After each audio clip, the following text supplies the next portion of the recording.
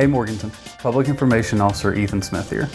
I'm joined today by Chief Tony Loudermilk to discuss public safety operations during the stay-at-home order issued by Governor Roy Cooper last Friday. Chief Loudermilk, thank you for joining me. Thanks for having me. I wanted to talk to you a little bit about what the day-to-day operations are like while this stay-at-home order is in effect. Could you speak to that a little bit? Sure. Day-to-day operations for public safety, we are continuing to be out and patrolling the streets, protecting the citizens of Morganton, and providing the service as we always have.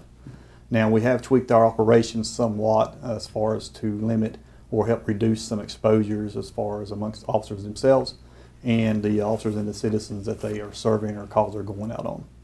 And I can elaborate more on that if you wish. Sure, yeah, absolutely. I think that would be great. Yes, and so we are doing most of our communication externally as far as electronic information. We have eliminated our shift briefings and doing that either one-on-one or through electronic email or through CAD messages. We encourage our citizens on calls to either handle non-emergency calls via phone or come in the lobby and we can talk to those folks through the records window and try to prevent or reduce some of that exposure to each other. So I heard you mention people can still come into the lobby. So what is the policy surrounding visits to public safety headquarters or any of our fire stations or public safety stations while this order is in effect? Yes, the citizens can still come to our lobby to report crimes or if they have a question. Typically we will maintain an officer within records division. Mm-hmm. There's a glass window there that separates the two, so there's no face-to-face interaction there, but they can still get to speak to someone. We have suspended tours at our substations, at all 3 stations, temporarily because of the COVID-19. So let's say that an officer does have to stop someone or interact with them and ask for identification. How should the citizen handle presenting their identification to help prevent the spread of germs? Well, there's a couple things there. We will ask if it's a vehicle stop, we will ask the citizen to stay in their car unless we need to get them out.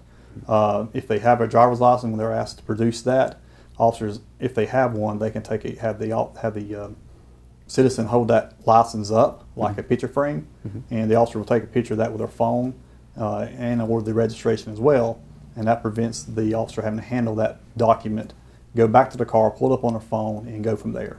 Gotcha. And so on that note, are officers taking any extra precautions during interactions with citizens on their normal patrols to help prevent the spread of germs and protect themselves? Yes, I mentioned earlier we're trying to reduce gathering of officers. We're trying to reduce officers and firefighters from coming together in one building, multiple people at a time.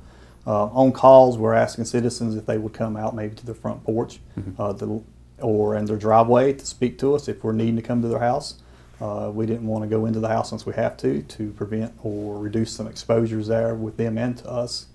We are routinely cleaning our patrol cars inside and out as far as with antibacterial wipes and what have you after all arrests, after all persons are in our vehicles, and even after each officer is in the vehicle. There seems to be a lot of chatter lately surrounding traffic stops while the stay-at-home order is in effect. Could you elaborate a little bit on how public safety will be going about conducting traffic stops while the stay-at-home order is in place? Sure. Public safety will continue to conduct traffic stops as we always have. We're not going to place any additional emphasis on seeking out those who we think may be outside of the order that the governor issued. Now, in the event that we do come across someone who is outside of that order and is not complying, then they could face a Class 2 misdemeanor charge. But we're hoping that all citizens will comply with the order and won't rise to that level.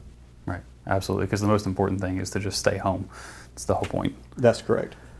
So moving on to another big point from the stay-at-home order is the ban on mass gatherings of more than 10 people. Could you talk to me a little bit about how public safety will be conducting enforcement of limiting those gatherings? Sure. We're trying to patrol those places where we think those gatherings will take place that are not allowed.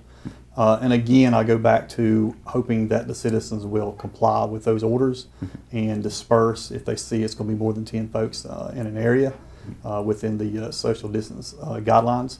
But in the event that we had to take some type of enforcement action, we would verbally warn those folks to try to disperse and move away from one another. All right, and I think the last thing that we had is that if people have any questions for you concerning these enforcement actions or how things work while the stay-at-home order is in place, how can they contact public safety to ask those questions? Sure, you can call a non-emergency number and ask anyone at our department any of those questions. We will be more than happy to try to answer those.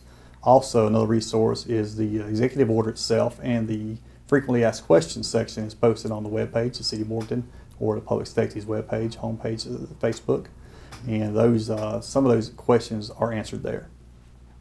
Wonderful. Well, I think that's all we had for you today, but thank you so much for joining me. Thank you.